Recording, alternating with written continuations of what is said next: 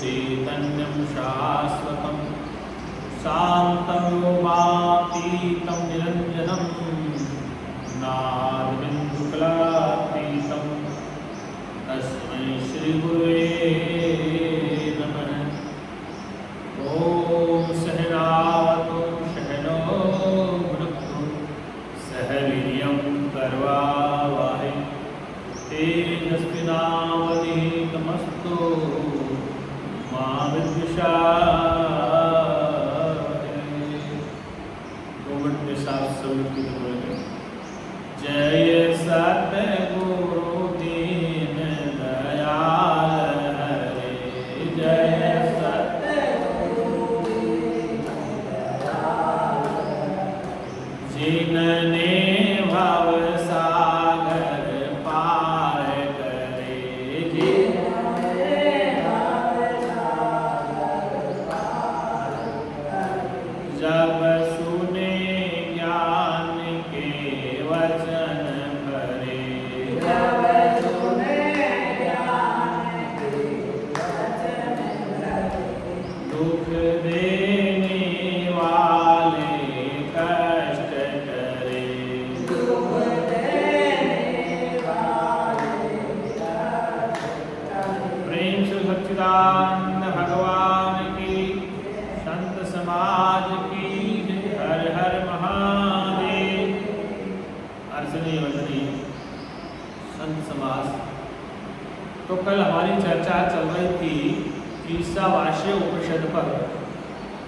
तो ये उपनिषद कहती है कि जिस ज्ञानी पुरुष के लिए सब भूत आत्मा ही हो जाते हैं या हो गए हैं, उस समय एकत्र देखने वाले, सब में एक देखने वाले उस विद्वान को, उस ज्ञानी को क्या शोक और क्या मोह हो सकता है, अर्थात क्या हो सकता है। वेद ने कहा है यस्मिन् सर्वाणि भूता अज्ञाते वा अद्विजानात् तत्र को मोह को शोक है। तत्र को मोह, उसको कैसा शोक हो सकता है, कैसा मोह हो सकता है, क्योंकि वह सर्वभूतों में आत्मा को देखता है। ये ऐसे ज्ञानी विद्वान के लिए क्या शोक हो सकता है, इसलिए क्योंकि वह ज्ञानी अविद्या के कारण शोक और मोह की अपेक्षा, मतलब कि कारण से संसार का अत्यंत अच्छेद कर देता है, अर्थात उसको शोक मोह नहीं हो सकता। अब यहाँ पर श्रुति कहती आत्मनिरूपण क्या है, अपने स्वरूप के लक्षण कैसे, इस बात पर मंत्र बताया है वेद में। स यथोक्ता आत्मा प्रयगत्परि, कि वह आत्मा सर्वगत है। कैसा है वह आत्मा? सर्वगत है। सर्वगत का तात्पर्य सर्वगत शुद्ध है और अशरीरी है, मतलब वो शरीर वाला नहीं है, अक्षत है, अक्षर है, अक्षत है। और स्नायु शरीर, आयु मतलब कोई उसकी उम्र नहीं होती, आयु नहीं है, वो निर्मल है और सर्वद्रष्टा है, सबको दिखने वाला है और सर्वज्ञ है। गुरु जी कहा करते थे कि वो परमात्मा कैसा है, जिसको वो जाने अनजाने सबको जानता है। क्या करता है? सबको जानता है, सबको देखता है और सर्वज्ञ है, उसको जाने या नहीं जाने वो सबको सर्वज्ञ, सबको जानने वाला। फिर बताया अशरीरी है, आत्मा शरीर वाला नहीं है और सर्वोत्कृष्ट है, अर्थात सबसे श्रेष्ठ है। वो सबको प्यारा है, सब जगह प्यारा है और सबसे श्रेष्ठ है, सब जगह श्रेष्ठ है। इस श्रुति कहती है और स्वयंभू, स्वयंभू माने स्वयं ही होने वाला है, अर्थात उसी ने नित्य सिद्ध संवत्सर नामक प्रजापतियों के लिए यथायोग्य रीति से कर्तव्य कर्मों का विभाग किया है। अर्थात वो स्वयंभू है, स्वयंभू मतलब अपने आप में वो स्वयंभू है, मतलब किसी के बनाने से नहीं बनता, वो स्वयंभू है। कहने का वाले है कि वह अकाय बिना काया वाला है, अशरीरी है, शरीर वाला नहीं है, और चित्त वाला है, और वह लिंग शरीर से रहित है। लिंग शरीर कहते कारण शरीर, और आवरण यानी अक्षत है। और कहा है कि वह आत्मा सिराएं न हो और जिसके आगे पीछे अंत और प्रारंभ न हो, मतलब उसकी सिरा नहीं, कहाँ से प्रारंभ होगा कहाँ से अंत होगा, ऐसा नहीं हो। और वह स्थूल शरीर का प्रसिद्ध किया गया है। ये दो जो आवरण है, आवरण और अनासिमल, इन दो विशेषणों से उसका स्थूल शरीर का निषेध कर दिया गया है। तथा शुद्ध निर्मल यानी वह आत्मा अविद्या रूप मल से रहित है। उस आत्मा में अविद्या नहीं है, अविद्या जीव में होती है।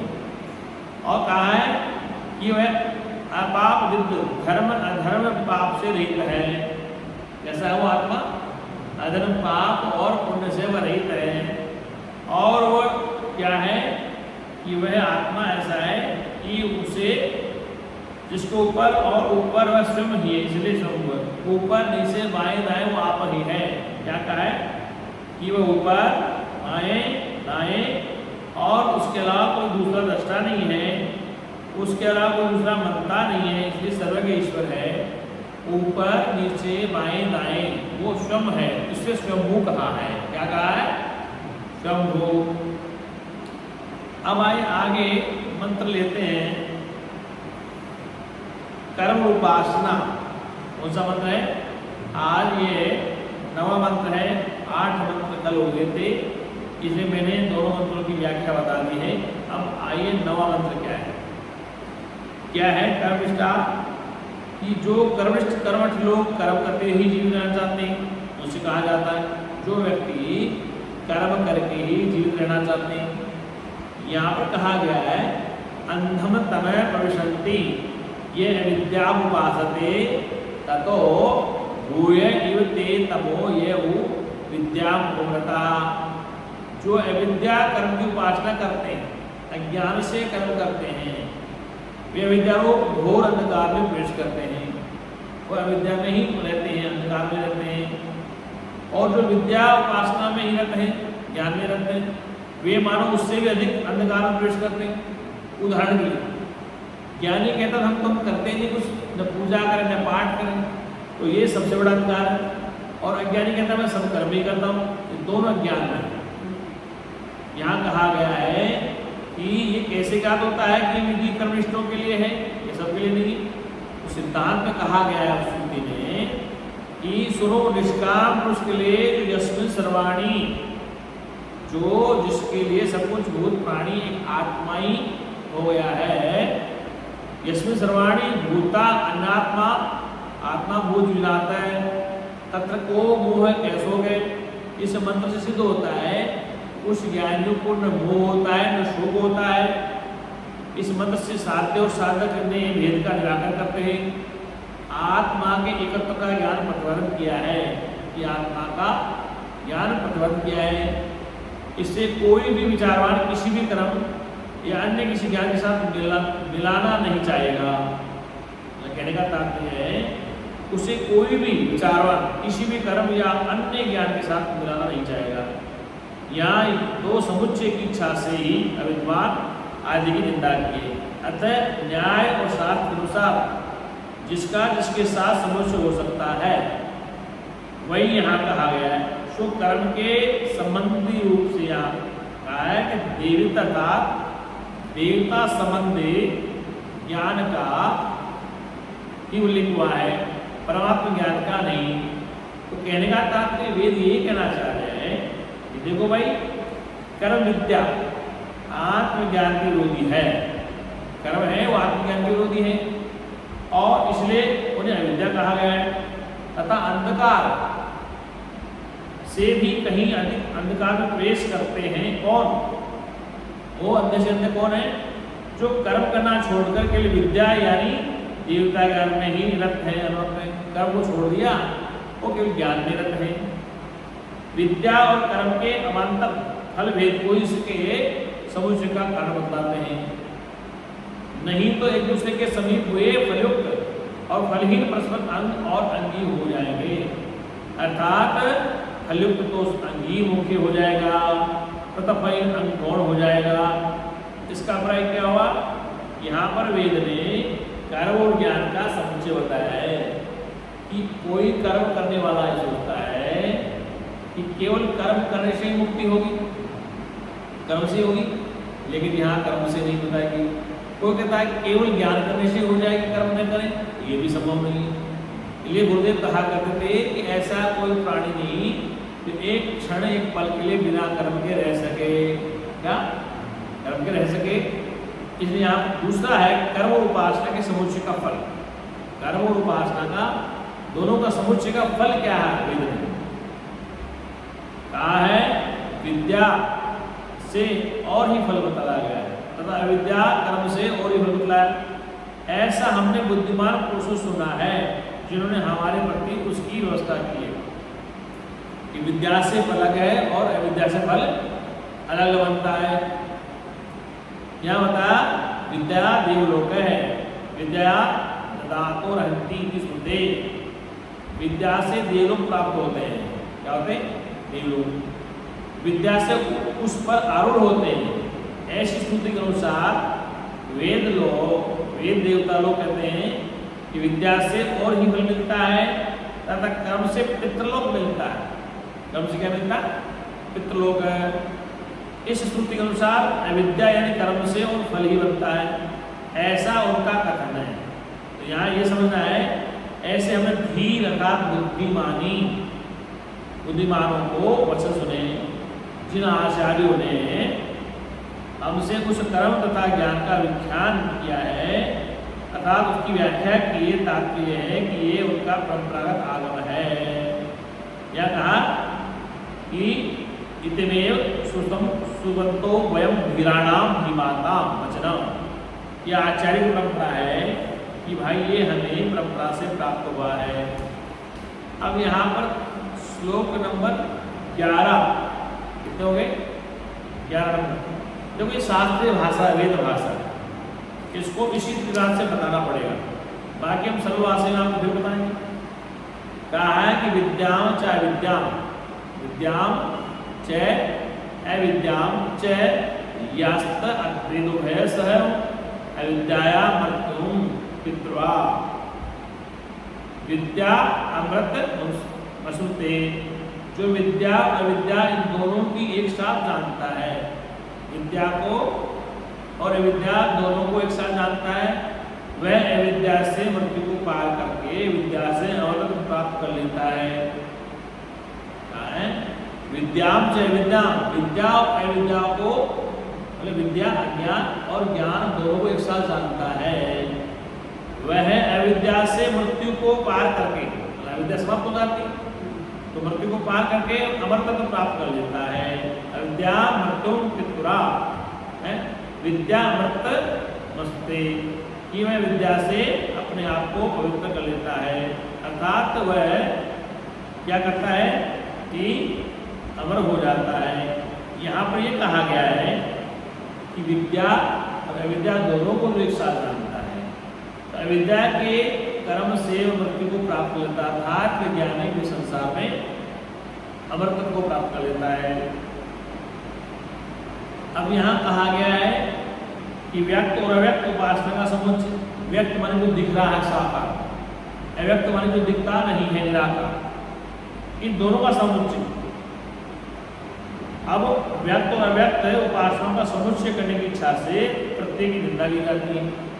कहा गया अंधम तमय प्रविशन्ति, अंधम तमय प्रविशन्ति ये संभूति उपासते ततो भूय इवते तमो ये संभूतात्मा व्रता। जो अव्यक्त प्रकृति उपासना करते हैं, अव्यक्त माने जो निराकार है, वो घोर अंधकार में प्रवेश करते हैं। और जो संपत्ति कार्य ब्रह्म में रत है वे मानो उनसे भी अधिक अंधकार प्रवेश करते हैं। तो श्रुति क्या कहते हैं? वेद कहता है कि जो अव्यक्त प्रकृति उपासना करते हैं, निराकार की उपासना करते हैं, तो वो उपासना करते हैं घोर अंधकार में। और जो कार्य ब्रह्म में रखते हैं, मतलब यही परमात्मा है साकार, तो वो और भी अंधकार में। ये कहा गया है कि दोनों कारण जो इसलिए है कि जो अव्यक्त प्रकृति की उपासना करते हैं, अंधकार प्रवेश करते हैं, उत्पन्न होने का नाम संभूति है।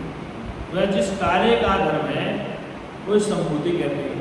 कहने का तात्पर्य है कि जो उत्पन्न हो रहा है वो एक नाश को प्राप्त होगा। क्या होगा? नाश को प्राप्त होगा। अब यहाँ बताया है, दोनों चीजें बता दी वेद में। जो अव्यक्त प्रकृति की उपासना करते हैं, निराकार को सत्य मानते हैं, वो वेदकार है, और जो साकार को सत्य मानते हैं वो दोनों बता रहे। तो यहाँ पर कहा व्यक्त और अव्यक्त उपासना के फल, व्यक्त अव्यक्त उपासना का समुच्चय संगठन, अब उसका फल बता रहे। अब उन दोनों में मतलब कि प्रकृति और व्यक्त और अव्यक्त दोनों उपासना का फल है। दोनों उपासनाओं के समुच्चय का कारण रूप से जो इन दोनों के फलों का भेद है उसका वर्णन किया गया। वेद क्या कहता है कि इन दोनों का फल क्या है? इसलिए मंत्र नंबर 13 क्या कहा है? कार्य ब्रह्म उपासना से और ही फल बतलाया गया है तथा अव्यक्त उपासना से और ही फल बतलाया गया है। ऐसा हमने बुद्धिमानों सुना, ऐसा हमने बुद्धिमानों को सुना है जिन्होंने हमारे प्रति उसकी व्याख्या की थी। ये वेद की घोषणा क्या कहा है? अन्य देवाहु संभवाद अन्य दारु संभवात इति सुश्रम वीराणाम ये दशद्वीप श्रेय। यहाँ कहा गया है कि जो ये व्यक्त और अव्यक्त जो दोनों से व्यक्त और अव्यक्त की उपासना करते हैं, कार्य की उपासना करते हैं, और ही फल बतलाया गया, और अव्यक्त उपासना से फल और ही फल बतलाया गया है। ऐसा हमने बुद्धिमान लोगों से सुना। तो क्या फल बनता है? यहाँ बनता है कि संभूति च निशाम संभूतिम च विनाशम च यस्तद्विभोय च यस्तद द्वेदो भयम पुंस है विनाशेन मृत्युम कृत्वा समुद्धा अमृत वर्षते। संभूति और कार्य ब्रह्म इन दोनों को साथ साथ जानता है, मतलब व्यक्त और अव्यक्त दोनों को साथ साथ जानता है। वह कार्य ब्रह्म की उपासना से मृत्यु को पार करके क्या होता है? अमृत को प्राप्त कर लेता है। पहले क्या था कि अलग अलग उपासना का बताता कि कार्य ब्रह्म क्या है, कार्य ब्रह्म क्या है, व्यक्त को अलग मानता है, अव्यक्त को अलग मानता है। केवल व्यक्ति की उपासना करता है कार्य ब्रह्म की तो भी उसका फल अलग है, और जो अव्यक्त की उपासना करता है निराकार उसका फल अलग है। यहाँ पर लास्ट में इस श्लोक में कहा गया है कि जो संभूति व्यक्त और अव्यक्त कार्य ब्रह्म, व्यक्त कार्य ब्रह्म और व्यक्त इन दोनों को एक को साथ साथ जानता है। क्या करता है? दोनों को साथ साथ जानता है। वह कार्य ब्रह्म की उपासना से मृत्यु को पार करके संभूति के द्वारा प्रकृति लय रूप अमृतत्व को प्राप्त कर लेता है, अर्थात वो अपने स्वरूप को जान लेता है। यहाँ पर ये समझना है कि ये क्या है, कार्य ब्रह्म क्या है, कि वो निराकार और साकार दोनों को एक साथ जानता है। क्या जानता? ये गुरुदेव कहा करते परमात्मा न साकार है न निराकार है, साकार और निराकार दोनों को जानने वाला है। अब यहाँ बताया है कि वो जो है वह जो सत्य है वही ये आदित्य है, क्या जो सूर्य चमक रहा है और जो जीवित रह रहा है, रहना चाहता है, अविद्या में है, मृत्यु को पार करके वो अमृत को प्राप्त कर लेता है। अब आप क्या बताएं कि ये वेद कह रहा है हिरण्यमेव पात्रेण सत्य सत्यापीतम मुखम तत्वम पुस्तन वा प्रणु सत्य धर्माय दष्टये। आदित्य मंडलस्थ ब्रह्म का मुख ज्योतिर्मय मात्र मात्र से ढका हुआ है। अब यहाँ वेद क्या कहता है कि आदित्य मंडल, आदित्य कहते हैं ना जो चमक रहा है, जो सूर्य चमक रहा है, आदित्य मंडल ब्रह्म का मुख ज्योतिर्मय पात्र से ढका हुआ है, वो ज्योतिर्मय पात्र से ढका हुआ है। मुझ सत्य धर्मा को आत्मा की उपलब्धि कराने के लिए तू उसे उघाड़ दे। अर्थात ये वेद के ऋषि प्रार्थना करते हैं कि जिस आदित्य का मुखमंडल ढका हुआ है उसको तू निकाल दे। अर्थात वेद के ऋषि कह रहे हैं कि वह जो है आदित्य मंडल आत्मा से हृदय में पात्र। इस मत का अभिप्राय है कि जो आदित्य मंडल का मुख दिखा हुआ है, जो सोने का सा हो उसे हृदय में कहते हैं। सूर्य जब चमकता कैसा लगता है? स्वर्ण जैसा सूर्य। जो ज्योतिर्मय है, ज्योति देने वाला है, उस ढकने रूप पात्र से ही आदित्य मंडल में स्थित सत्य अर्थात ब्रह्म का मुख द्वार छिपा हुआ है। और ये सत्य की उपासना करने के कारण जिसका सत्य ही धर्म है, ऐसा मैं सत्य धर्मा हूँ। सत्य की उपासना करने सत्य ही होते हैं और ऐसा मैं सत्य धर्मा हूँ। उस मेरे प्रति अर्थात यथार्थ धर्म को अनुष्ठान करने वाले मेरे प्रति दृष्टि अर्थात अपने संस्कृत की उपलब्धि के लिए तू उसे उभार दे। अर्थात उस पात्र को सामने से हटा दे। यहाँ पर बताया, यहाँ वेद कह रहा है कि वह क्या है कि हे जगत उपासक सूर्य। अब क्या कहा? हे पुरुषन कर्षे यम सूर्या प्रजापत्यायु रश्मि सहो तेजो यते रूपम कल्याणतम तते पश्यामि यो अस्वास्मि पुरुषे सोहम अस्मि। यह कहा सूर्य ने, हे जगत पालक सूर्य, ये जगत को रोशनी देने वाले सूर्य है। जगत उपासक, जगत पोषक, जगत को पोषक करने वाला।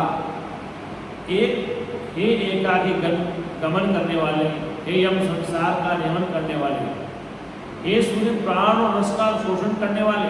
प्राण को और रस का शोषण कौन होता है? पानी सूखता है सूर्य गर्मी से, खून सूखता है सूर्य गर्मी से, दूध सूख जाता है और प्राण को तेज बुला लेता है। हे प्रजापति नंदन, क्या कहा? प्रजापति नंदन, प्रजा को पैदा करने वाले नंदन, तू अपनी किरणों को हटा ले, अपने तेज को समेट ले। तेरा जो अतिशय कल्याण रूप है उसमें देखता हूँ। ये किरणें हट जाएंगी तो पता पड़ेगा तेरा वास्तविक स्वरूप क्या है। ये जो आदित्य मंडलस्थ पुरुष है वह मैं हूँ। अब क्या कहा? सब सुनो। ये कह रहे हैं कि सूर्य यदि अपनी तेज को हटा ले, इसको किरणों को तो हटा के देख, तो मैं तुझे देखना चाहता हूँ, उसमें मैं ही हूँ। ये कहते हैं कि यो अस्वासो पुरुष सोहम अस्मि, उस सूर्य में तेज मैं ही हूँ। ये कहने का बात है कि ये जो आदित्य मंडलस्थ पुरुष है, आदित्य मंडल पुरुष में सूर्य में जो पुरुष स्थित है वह मैं हूँ। अब यहाँ कहा है जो पुरुषाकार होने से अथवा जो प्राण और बुद्धि रूप से समस्त जगत को पूर्ण किए हुए है, या जो शरीर रूप पुरुष में पूर्व में शयन करने कारण पुरुष है वह मैं हूँ। शरीर पूर्व में इसको पुर कहा है, इसको देह को शरीर को भी वेद ने पुर कहा है। तो इस पूर्व में रहने वाला शयन करने वाले कारण पुरुष है वह मैं ही हूँ। अब आते कि मरणोन्मुख उपासना की प्रार्थना। अब मेरा प्राण सर्वात्मक वायु रूप सूत्रात्मा को प्राप्त हो। ये वेद के ऋषि कह रहे हैं अब मेरा प्राण मतलब प्राण के लिए सर्वात्मक वायु रूप सूत्रात्मा हो और ये शरीर भस्मीभूषण हो जावे। ये मेरे संकल्प मात्र मन। अब तू स्मरण कर, अपने किए को स्मरण कर। अब तू स्मरण कर, अपने किए को स्मरण कर। यहाँ कहा है कि अब मेरा प्राण मतलब उसमें प्राण है वो सर्वात्मक वायु रूप सूत्रात्मा को प्राप्त हो। जो प्राण हो समस्त आत्मा को वायु जो प्राप्त है उसमें प्राप्त हो और ये शरीर भस्मसेन हो जाए। ये शरीर भस्म हो जाएगा, मिट्टी मिल जाएगा। हे मेरे संकल्पात्मक मन, हे मेरे संकल्पात्मक मन, अब तू स्मरण कर। क्या कहा है कि शरीर नष्ट हो जाएगा, प्राण नष्ट हो जाएगा और हे मेरे मन तू अब स्मरण कर, अपने किए को स्मरण कर, जो तूने किया है उसको स्मरण कर। अब तू स्मरण कर, अपने किए कर, आपने जो कराया है। क्या हे मन तू जो कर्म किया है तुमने उस किए को स्मरण कर, बार बार याद कर, क्योंकि तेरा ये पंख पतिरु प्राण जाने वाला है, ये प्राण वायु नष्ट हो जाएगा, शरीर स्वस्थ हो जाएगा पृथ्वी में। तो अब हे मन, तू स्मरण करे कि तूने क्या किया है, तूने क्या किया है, तूने क्या किया है। इसलिए कहने का तात्पर्य है कि ये समझना चाहिए कि ज्ञान और कर्म के संस्कारों से, ज्ञान और कर्म दोनों के संस्कारों से युक्त यह लिंग देह उत्तरण करे, जो कि इस मार्ग की याचना की गई तथा अब ये शरीर अग्नि में होम कर दिए जाने पर भस्म से रह जाएगा। क्या जाएगा? अग्नि में जब जला देंगे, फूक देंगे तो क्या होगा? मिट्टी बन जाएगा। कहने का तात्पर्य है कि बाल्यावस्था से लेकर इतने काल तक मैंने जिस कर्म का पहले अनुष्ठान किया उसका भी स्मरण कर, क्रतो स्मरण कृतम स्मरण। वहाँ स्मरण पद की प्रवृत्ति आदर के लिए है कि तुम अपने कर्मों को याद करो क्या किया है। अब दूसरे मंत्र में मार्ग की याचना की गई है। अग्ने नये सुमतः रायस्मान विश्वानि देव वयुआनि विद्वान युद्धस्तमजहूराणो गुष्टाम ते तमे उपतिम विधेन। हे अग्नि, हमें कर्म फल भोग के लिए सन्मार्ग ले चलो।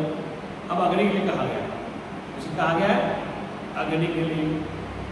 तो कहने का तात्पर्य है ये देव तो समस्त ज्ञान और कर्मों को जानने वाला है, समस्त कर्म और ज्ञान को जानने वाला है। हमारे पाखंड पूर्ण पापों को नष्ट कर, क्या कर? हमारे जो पाखंड से पाप हो गए नष्ट कर। हम तेरे लिए अनेकों नमस्कार करते हैं। वेद का ऋषि कहता है हम तेरे लिए अनेकों नमस्कार करते हैं, क्योंकि यहाँ पर कहा है अविद्या मृत्यु कृपा। विद्या मृत्यु से, अविद्या से मृत्यु होती है, विद्या से मुक्ति होती है। वो सच्चिदानंद भगवान की विनाशेन मृत्यु कृत्वा शंभुतया मृत्युशते कहा है कि यहाँ पर अविद्या कर्म से मृत्यु को पार कर विद्या देवता मत प्राप्त करता है, विनाश कार्य को उपासना कर से मृत्यु को पार करता है। इसलिए जीव ऐसा सुनकर अपने संशयों को निवारण करते हैं। वो सच्चिदानंद भगवान की। तो कहने का अभिप्राय है कि ये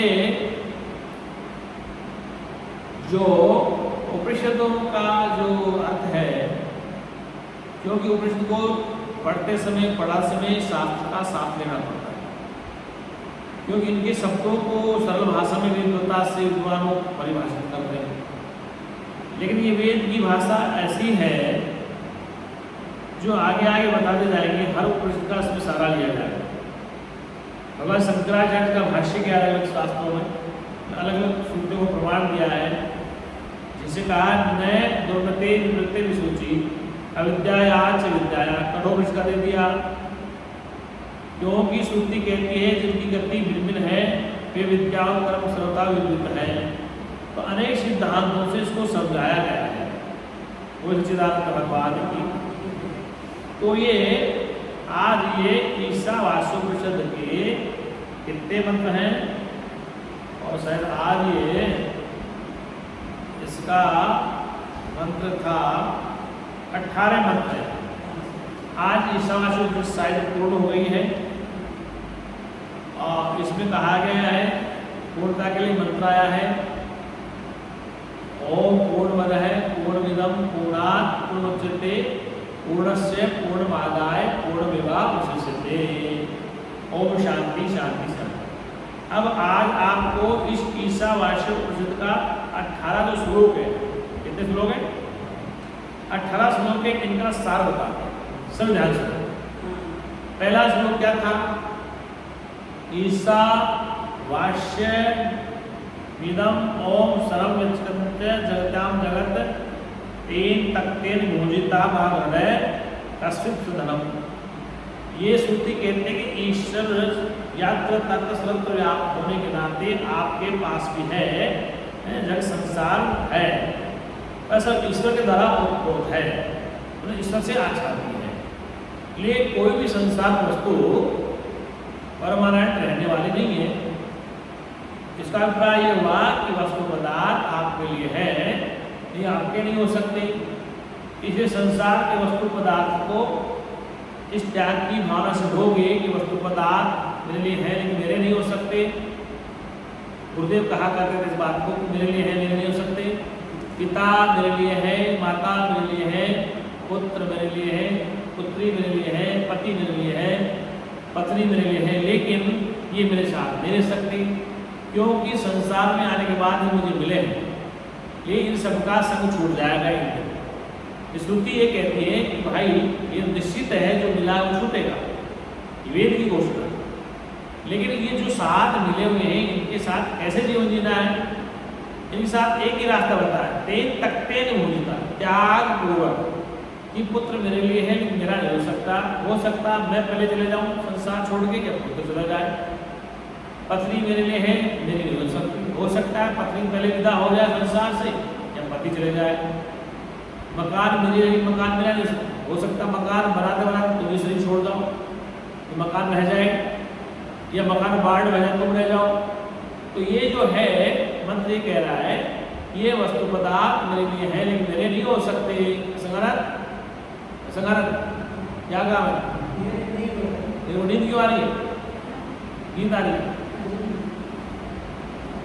अब आगे ये श्लोक है कि संसार में कर्म करते हुए सुवर्ष की जीने की इच्छा करता है प्राणी, क्या करता है, पुण्य कर्माणी, वो क्या है कि 100 वर्ष तक जीने की इच्छा करता है।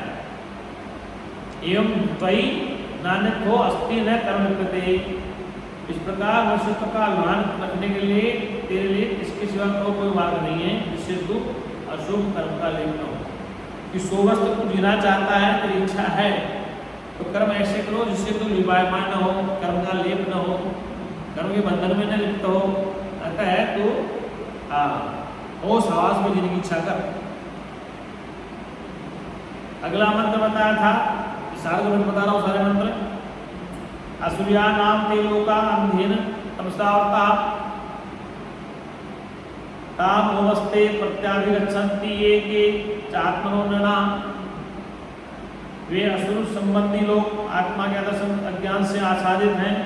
जो कोई भी आत्मा का हरण करने वाला लोग है वे मरने के अंतर उन्हें प्राप्त होते हैं।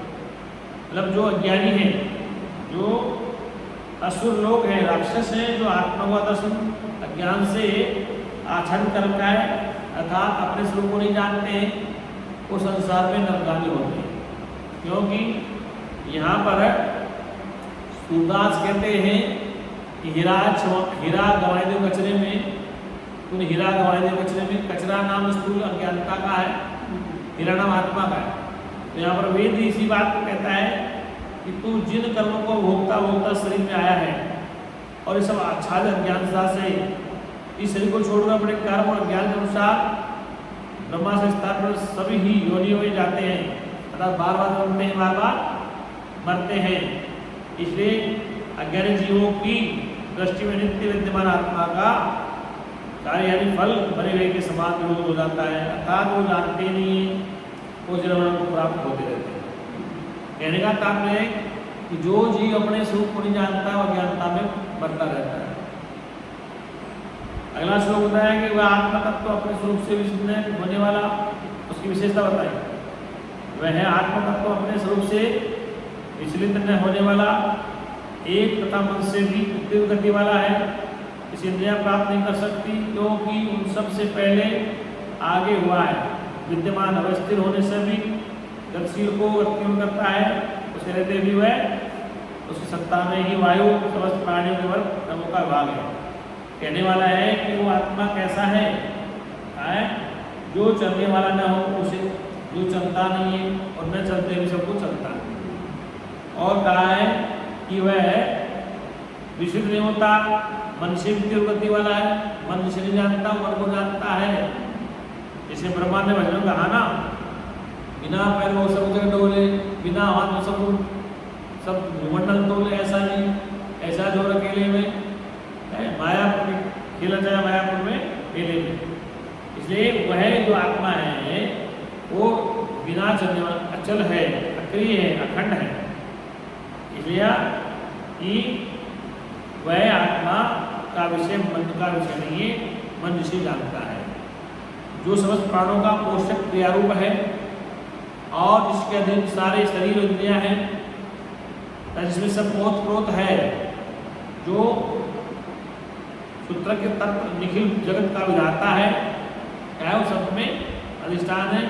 यानी प्राण के स्वरूप कर्म यानी अग्नि, सूर्य और मेघ आदि ज्वलन, हनन, प्रकाशन, इन सब में उसका अस्तित्व है।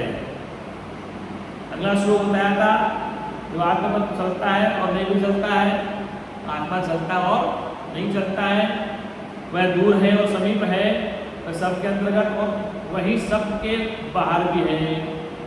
इसका कहने का था कि तदे जाति तरंती तंदूरे, कि वह आत्मा चलता है और नहीं भी चलता है। चलता मानी जैसे हाथ पर काम कर रहे हैं, नींद में मच्छर ने खाया, हाथ में पहुंच गया, हटा दिया, नींद में सपना एकदम से जग गए, तो ये आत्म तत्व जो है वो चलता भी है। सुसुप्ति में आराम करते हैं आप, उसमें आप स्थिर अवस्था मन की, तो आत्मा न चलता है और चलता भी नहीं है, और दूर से दूर है, पास से पास है, क्योंकि ऊपर नीचे बाएं है वो एक ही तो है। इसने कहा है कि यस्तु सर्वाणी, अवेद ने लास्ट मंत्र कहा है, छठे मंत्र में, यस्तु सर्वाणी भूता अन्यात्मने वाहन पश्यति सर्वभूतेषु चात्मनं ततो न विजुगुप्सते। सर्वभूतेषु चात्मानं ततो न विजुगुप्सते, कि वह संपूर्ण भूतों में आत्मा को देखता है और समस्त भूतों में आत्मा को देखता है, वो यथार्थ देखता है। इसलिए उस ज्ञानी के लिए वह किसी गणना नहीं करता है। क्या नहीं करता है? क्योंकि वो सब में को देखता है। वह साधक यानी वह ज्ञानी संपूर्ण भूतों को आत्मा में ही देखता है। जैसे सुनार सब आभूषणों को सोने में देखता है और समस्त भूतों में भी आत्मा को देखता है, समस्त आभूषणों को सोना ही देखता है। वैसे के कारण ही किसी से घृणा नहीं करता है। क्या अवलोकन के महाराज ये ऐसा है, ये ऐसा है, ऐसा, तो गुरु जी कहा करते ज्ञानी है वह किसी के चरित्रों को नहीं देखता है, वो स्वरूप को देखता है। फिर बताया है जो ऐसा ब्रह्मज्ञानी है, जैसा तत्व देखता है, यस्मिन् सर्वाणि, जो सब में एक ही रूप को देखता है, एक ही चेतना को देखता है, एक ही आत्मा को देखता है। तत्र को मोह है, कैसो उसको कैसा मोह हो सकता है, कैसो है कैसा उसको दुख हो सकता है। एकत्वा मनुष्य में जो सब एक को देखता है, उसे शोक और मोह नहीं हो सकता है। अब आत्मा के विशेषण बताएं, वह कैसा आत्मा है, तो कहा है वह आत्मा से प्रयागच्छु, वह आत्मा सर्वगत शुद्ध है, शरीर शरीर वाला नहीं है, अक्षत है, स्नायु से रहित है, निर्मल अपापहत है, सर्वद्रष्टा है, सर्वज्ञ है, सर्वोत्कृष्ट और स्वयंभू है।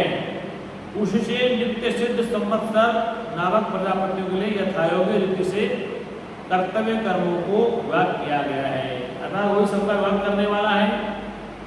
यहाँ पर ज्ञान मार्ग कर्म मार्ग दोनों का विशेषण बताया है। केवल कर्म से भी जीव मुक्त नहीं होता, केवल ज्ञान से मुक्त नहीं होता। क्यों बिना ज्ञानी भी बिना कर्म के नहीं रह सकता, और कर्म से आत्मा की प्राप्ति होती नहीं है। इसलिए कहा कि जो अधम तमः प्रविशन्ति, जो विद्या की उपासना करते हैं वे अविद्या रूप घोर अंधकार प्रवेश करते हैं। जो विद्या उपासना में रहते हैं वे मानो उससे भी अधिक अंधकार प्रवेश करते हैं। ज्ञान हो गया तो अकर्म का तात्पर्य क्या होता है? कर्म न करने से मतलब होता है। कर्म का तात्पर्य देखो, एक तो होता है कर्म, एक अकर्म। अकर्म और ये नहीं कि पूजा नहीं करते, पाठ नहीं करते, वहाँ पर अभिप्राय है अकर्ता अभोक्ता अहम। ऐसा जानना है कि कर्म के बगैर श्वास भी लोगे, भोजन भी करोगे, देखोगे, सुनोगे, सब कर्म करोगे। लेकिन यहाँ कहा कि केवल कर्म को त्याग से परमात्मा प्राप्त नहीं होता है और केवल कर्म से परमात्मा प्राप्त नहीं होता है। इसलिए सृष्टि के लास्ट में कहती, थोड़ा लंबा चैप्टर बता दिया आज मैंने, जो विद्या और अविद्या दोनों को एक साथ जानता है, क्या ना, विद्याम च यस्तद्भो भयम ओम स है अविद्या मृत्यु तीर्वा, कि अविद्या से मृत्यु को प्राप्त होता है, अविद्या से मुक्ति को प्राप्त होता है। यहाँ पर बताया कि जो कार्य रूप उपासना करते हैं साकार निराकार, तो साकार निराकार परमात्मा नहीं है, परमात्मा में निराकार है, साकार है निराकार, साकार शब्द मात्र है, साकार निराकार दोनों को जानने वाला है। बोले सच्चिदानंद भगवान की, सत्य सनातन धर्म की, संत समाज की। ओम शांति शांति शांति। तो आज का ये चैप्टर है 15 अगस्त में प्रारंभ किया था, उसमें 18 श्लोक हैं ईशावास्य उपनिषद में। तो 15 अगस्त 16 अगस्त 17 अगस्त 18 4 दिन में 18 श्लोक हमने पूर्ण कर दिए हैं। इसलिए 18 अगस्त आज है, तो इसको हमने 15 अगस्त से प्रारंभ किया था ईशावास्य उपनिषद को। तो आज इसके 18 श्लोक पूर्ण हो गए और कल प्रातःकाल फिर हम आपको दूसरे वेद पढ़ाएंगे, तो उसका नाम है केनोपनिषद। इसलिए आप ध्यान से नियमित रूप से उपनिषद सुने। यद्यपि आपने ब्रह्म ज्ञान सुन रखा है, सत्र सुना है हमारा, लेकिन फिर भी उस सत्र को उपनिषदों के माध्यम से हम आपको समझाने की चेष्टा करेंगे। बोले सच्चिदानंद भगवान की। आज जोड़े वेद मंत्र बोले, सर्वे भवन्तु सुखिनः, सर्वे सन्तु निरामयाः, सर्वे भद्राणि पश्यन्तु, मा कश्चित् दुःखभाग् भवेत्। हे ब्रह्मपिता परमात्मा, सब सुखी हो, दुखों से आजाद हो, यही हमारी सद्भावना है।